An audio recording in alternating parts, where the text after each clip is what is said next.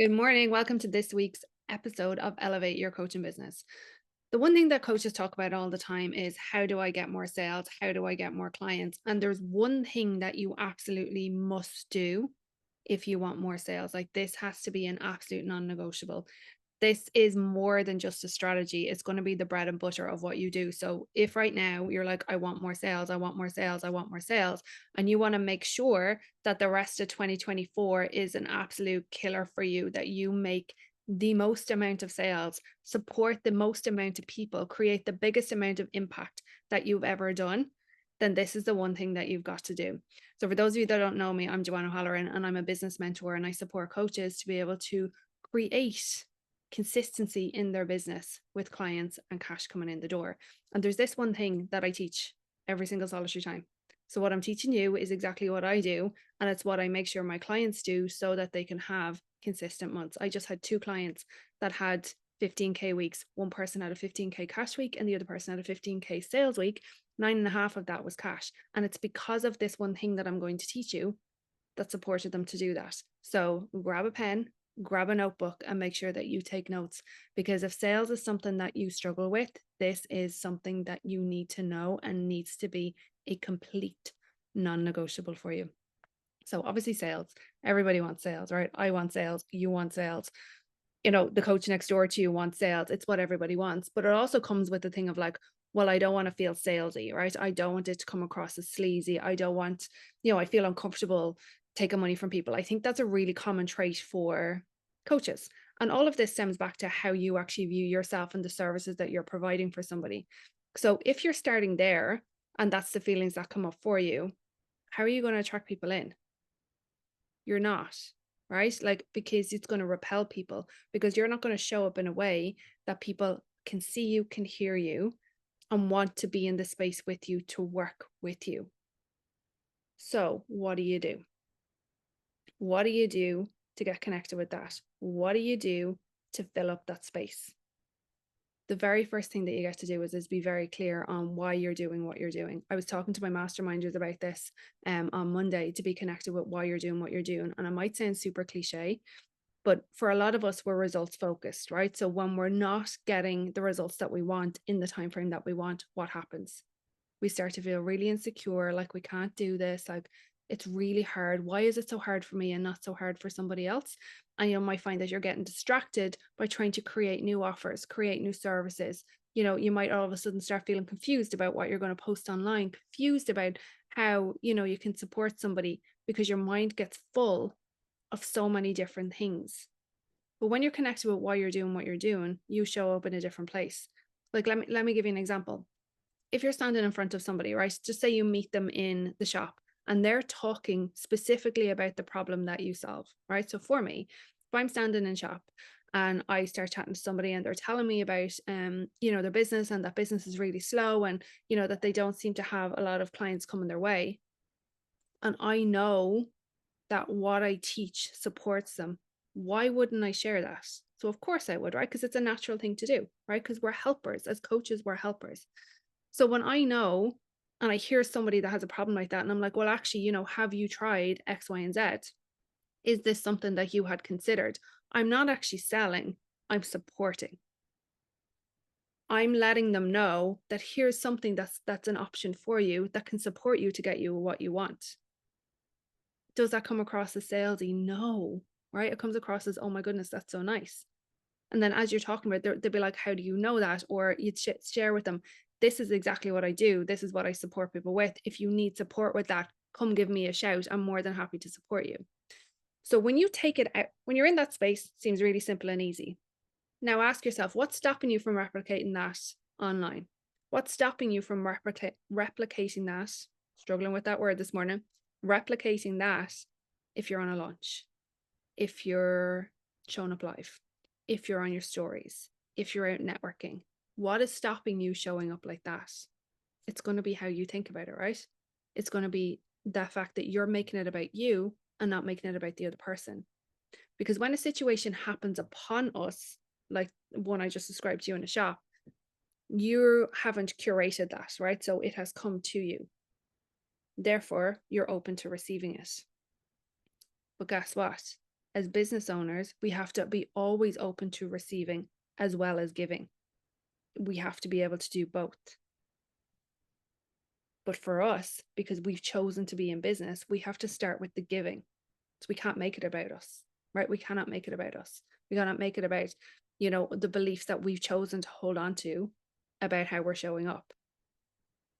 So when you're online, when you're networking, when you're doing a social media post, when you're launching, when you're at different events, you have got to come from the same place of giving generously.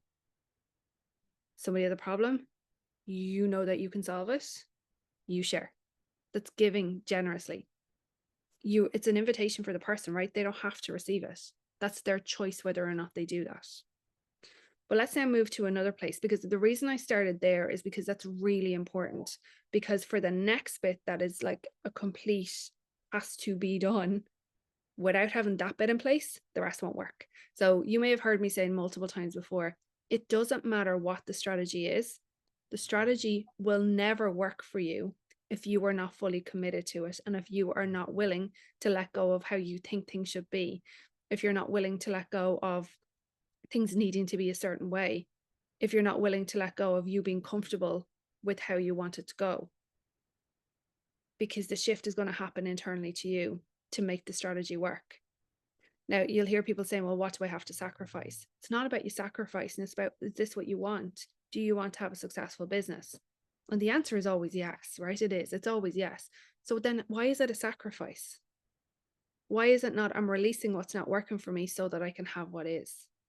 I'm releasing what actually is holding me back, making me feel insecure and making me feel like I'm not good enough, so that I can actually have an abundant life, have an abundant business. So is it sacrificing, or is it just releasing what's not working for you? So again, I started with that piece because what I'm going to teach you from a strategy point of view is necessary if you want this strategy to work for you. And it's okay, because things are going to come up for you, right? That is totally normal. And, if things weren't coming up for you, then you're not really growing. You're kind of staying in the same place and only doing what's comfortable for you. With growth comes uncomfortableness, like uncomfortableness in terms of, I can't do this. This feels really hard. I'm confused. I don't know what I'm doing. Why is this so difficult? Tech, I hate tech. I can't do tech. I just feel overwhelmed. Like, if there are any of the phrases that you use, this is your growth uncomfortableness phase that you're going through. But you have to recognize that so that you can have the breakthrough. Because if you don't recognize it, the breakthrough isn't going to happen. Because what will? You're going to push the pause button. You're going to stop, and you're not going to keep moving forward. There is no way around that uncomfortableness.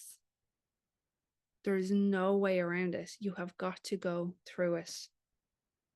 It feels shit while you're going through it, but it's necessary so that you can have the growth. Growth does not come easily. I always remember my cousin saying to me, Matthew is a personal trainer, and I this phrase has stuck with me for years. You're uncomfortable where you're at right now with how things are. You're going to be uncomfortable with where you want to go. Which one would you rather be in? Because either way, you're uncomfortable. Like, how amazing is that? Because it's so true, right? Why would I want to be uncomfortable and stay stuck? Or I could be uncomfortable and actually get what I want. You know what I'm saying? So the mindset piece is super important. How you're viewing it is super important. Your attitude towards it is super important. And your willingness to accept that you get to show up differently. Your willingness to accept that you get to move forward anyway. Your willingness to accept that you are always committed to something, but in any given moment, you're either committed to what's not working for you, or you're committed to your goals and making them happen.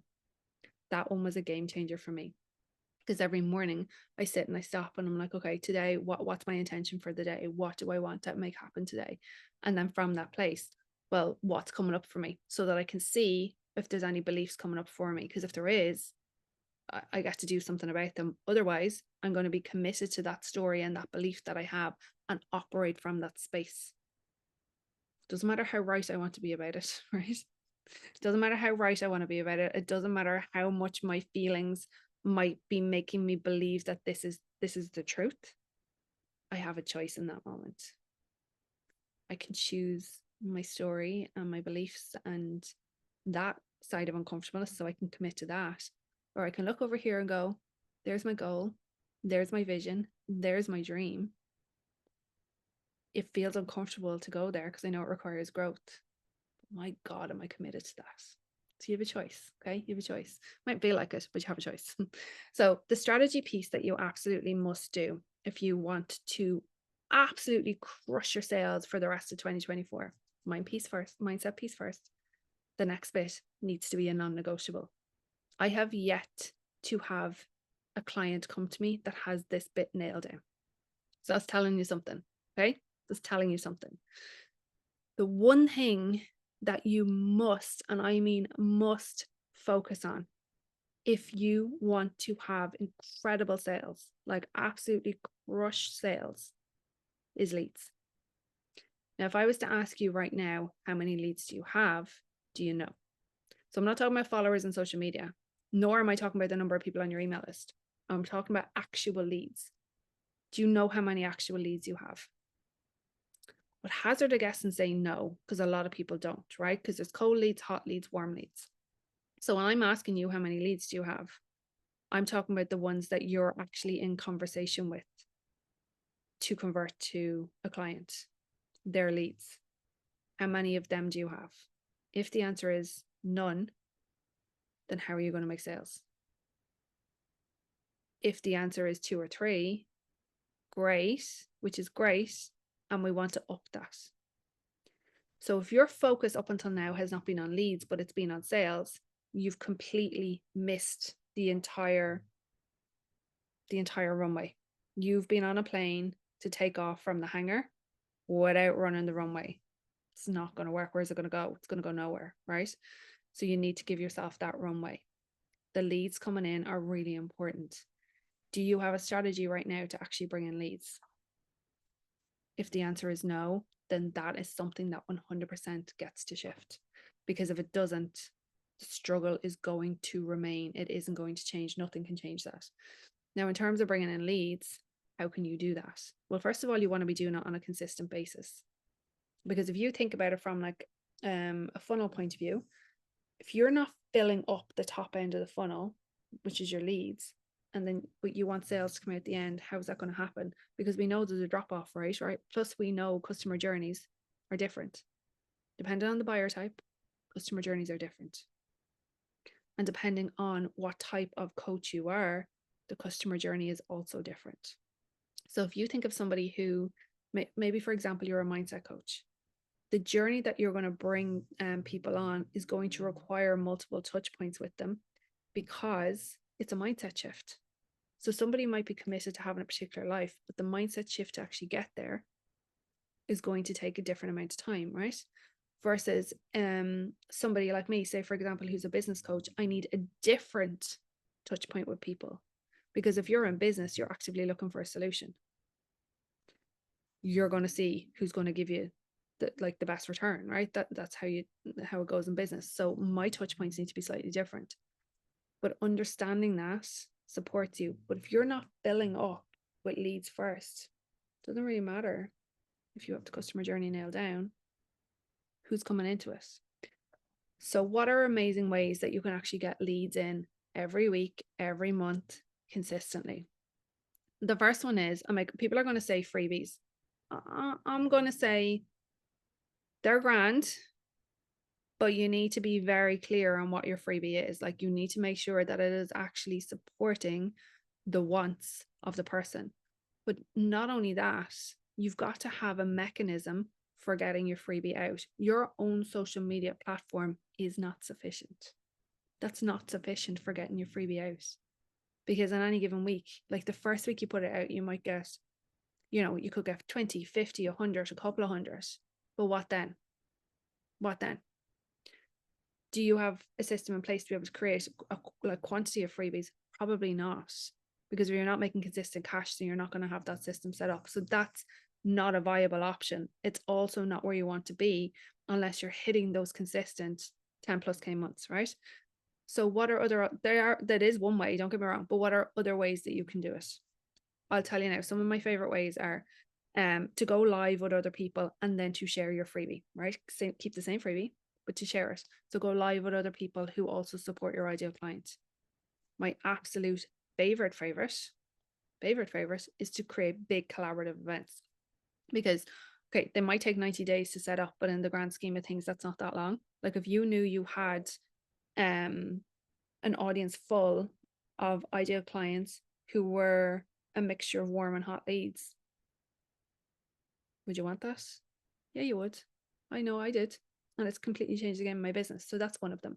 Another one is to be on collaborative events. So just to be clear, in case you're not sure what a collaborative event is like a summit, a retreat, a guest expert session, podcasts, conferences, things like that.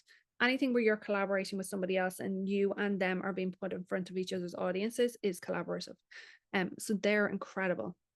Obviously, then other ways are, on LinkedIn here in particular, you can actually set up an event, invite people to it, and then start conversations. But there needs to be activities on a daily, weekly, monthly basis, not one daily, weekly, monthly basis that's bringing in new leads. If those activities are not in place, where are your people going to come from? The struggle is real. And I know this because this was me. And like I said, I don't know any client that has come to me that has had this in place succinctly. It just hasn't been the case, because it's the missing piece of most people's puzzle, because most people focus on sales first because you think that that's the easiest thing to do, but there's a process to be able to follow. So if this is resonating with you and you're like, oh my goodness, this is what I'm missing, I've got you. On the 22nd to the 24th of July, I'm running my Client Magnet Bootcamp. The last time I ran this, there was 169 people that registered for it. It was fire. We people sign clients on it. People connect with people that they'd never connected with before that became leads and then became clients. People got super clear on their messaging. It was powerful, like absolutely powerful. So that's why I'm running it again. What are we going to cover? I'm literally going to give you the sales strategies that I and my clients use to attract clients in consistently, so that you can celebrate the 5, 6, 7, 8, 9, 10 plus K months, whatever it is that you want. But it's the strategies behind it. So over the 3 days, what we're going to cover is day one, how you magnetize in your clients. What are your strategies to actually magnetize in your clients? And I'm physically giving you strategies. I'm giving you ones to implement on the day. Day two then is how to be seen as the expert.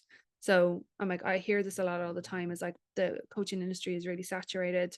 Where am I meant to find people? Everybody is like me. I'm going to show you how you stand out as an expert. I'm going to show you how you position yourself, the words that you use. Yes, I said that. I'm going to give you the words that you use to make yourself stand out as an expert. And then on day three, I'm going to show you how you become a sales superstar. So how you personally convert your sales. Because yes, every strategy works, but how nice would it be if you had the strategy that worked for where you are at your stage of business? Let me give you an example.